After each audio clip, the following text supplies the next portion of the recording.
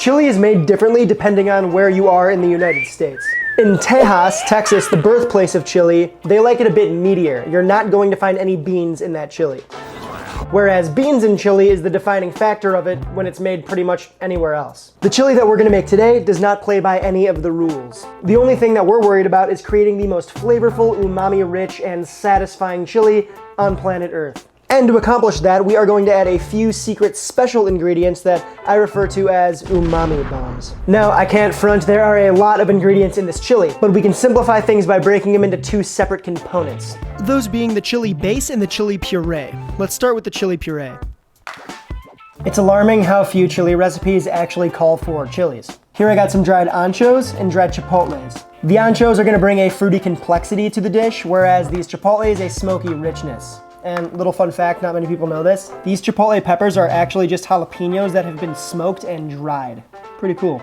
These anchos, on the other hand, are just poblano peppers that have been left to ripen until they're super red, then plucked, pickled, and dried. Dried chili prep is simple. Just split them open, there's no need to be sweet about it, and remove those seeds. The next step is so important, and I see people skip it all the time. We need to dry toast the chilies over medium heat in a non-stick pan. Doing so is going to make the chilies super flavorful and that much more aromatic. As soon as you can start to smell these guys without shoving your face in the entire pan, you're good. Pop those toasty boyos in the blender, and let's talk about umami bomb number uno, dried shiitake mushrooms. These little shriveled brain looking guys are the essence of umami, aka the fifth taste, aka savoriness. To unlock their potential, we must rehydrate them along with our dried chilies. So into a blender they go, along with our hot beef stock. Pop a lid on the blender and set it aside for at least 20 minutes, which is the perfect amount of time to get started on the chili base, starting with le boeuf. This is a semi-frozen beef chuck roast. It's a fatty, tough, hard-working muscle taken from the shoulder of the animal.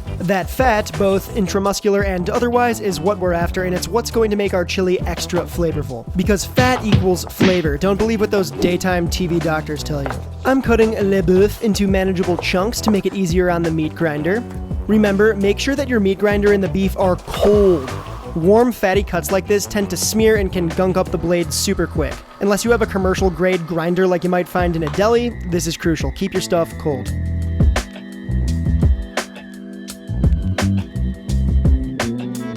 While it might seem a little extra, freshly ground beef is special, and in my opinion, it does make a difference. Feel free to use pre-ground beef if that's easier, no worries. However, if you can grind your own beef fresh like this, I do highly recommend it. Next, smash the beef into evenly sized flat patties about 3 or 4 inches across. Season both sides with salt and set those aside.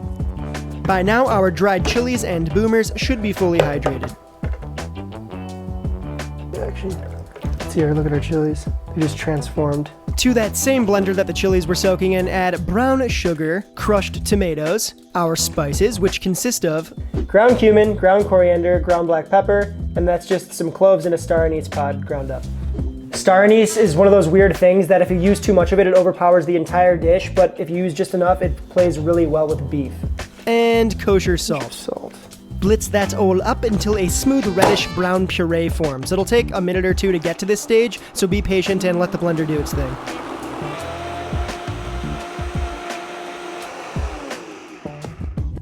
In a large Dutch oven or similar pot with a heavy bottom, sear the seasoned beef patties until deeply browned. Do this in batches and make sure that the beef gets color because remember, browned food is flavorful food. Remove the boeuf from the Dutch oven and immediately add in your onions, carrots, celery, and a pinch of salt. Sweat the veggies until the onions are translucent. That'll take about 5 minutes or so. Now, in this specific case, the liquid cooked out from the vegetables will be enough to deglaze the browned, stuck-on bits at the bottom of our pot. These little bits are great little morsels of flavor that we can easily harvest, so scrape away. Next, add the minced garlic, jalapeno, and tomato paste, then stir to coat all the vegetables. Reintroduce the seared beef patties along with any leftover juices from the plate, and let your inner Michael Myers that you've been suppressing your entire life go to town. Smash that beef all up into little crumbles.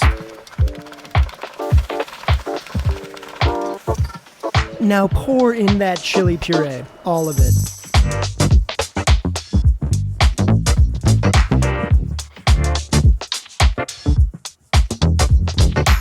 Drop in the fresh thyme, bay leaf, and 2 more umami bombs. 1 is soy sauce. This is dark soy sauce, but light soy sauce works too. You're just gonna wanna use a little less light soy sauce if you're not using the dark soy sauce. 2 are these guys.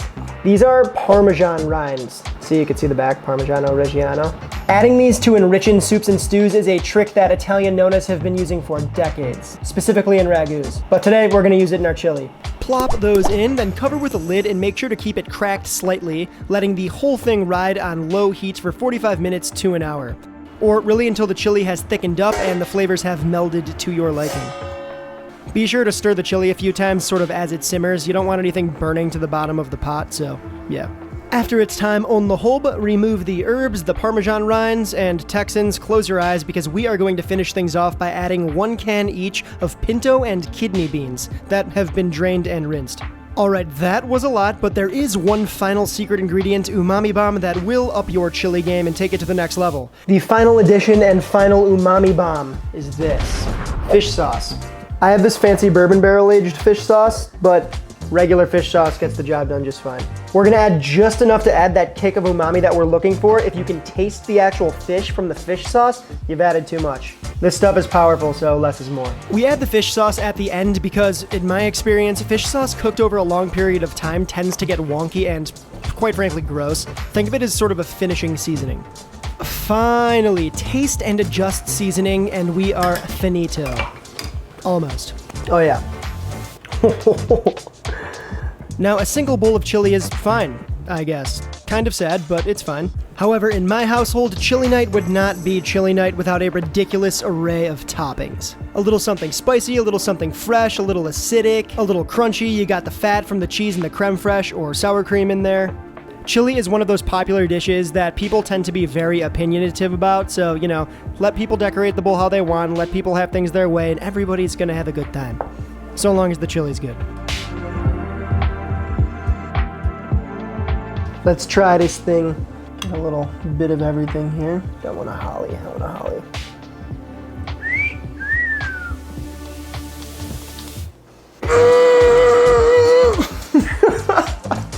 Wow, subtly spicy, super flavorful, tons of umami. This little like garnish salad thing is just so fun. So crunchy, so cheesy, so salty. So fresh. You serve this to a crowd, put out a little buffet of all the accoutrement, and you're gonna have a good time. The cool thing about chili is that, you know, when it rains, it pours. You know, you make a big batch of chili, you're gonna eat some right when it's done, you're gonna put some in the fridge, probably eat it the next day, you're gonna freeze some, maybe eat it the next week. It's chili carnage once you make a massive batch like this. Real quick, guys, I want to talk to you about Omnivorous Adam HQ, aka my Patreon page. For as little as a grande latte from Starbucks per month, you can help support the channel. By joining us on Patreon, you can expect access to exclusive giveaways, exclusive merchandise only available to patrons, live cooking demos, and a weekly mini podcast. At the end of the day, I know I say this ad nauseum, but we're a small team here, so really anything helps and allows us to keep cranking out these videos. So I appreciate you in advance. Regardless if you are a patron or not, you should come over and join us over in Discord. We're hanging out, we're talking, so join the conversation. It's the best way to get a hold of me for sure. This is one of my favorite recipes for a crowd, so I really recommend that if you're cooking for your friends, for your family, if you have a large mob of the squad over at your crib, make this, try it. It's fun, it's easy. Thank you so much for watching. If you did dig the video and you're planning on making this, give it a like. It really helps us out, as you know. Also, if you're new, sub to the chan, join the squad, and that's pretty much all I got for you. So until next time, adios.